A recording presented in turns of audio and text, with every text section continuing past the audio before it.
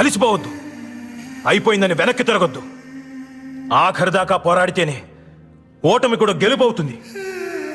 రక్తం పారని, కండలు కరగని, గుండెలు పగలని విజయకాంక్ష నీ శ్వాస అయితే ఆ ఊపిరి నాపుట ఎవరితరం? నీ ధ్యేయం, నీ ధైర్యం, నీ హక్కే నీ సైన్యం. ఆ సైన్యం నీ తోడుంటే గెలుపెప్పుడు నీ సొంతం. ఈ పోరాటంలో ఉన్నది మీ 15 మంది మాత్రమే కాదు, మీ వెనక 1500 మంది ఆశ ఉంది, బతుకుంది, భవితుంది.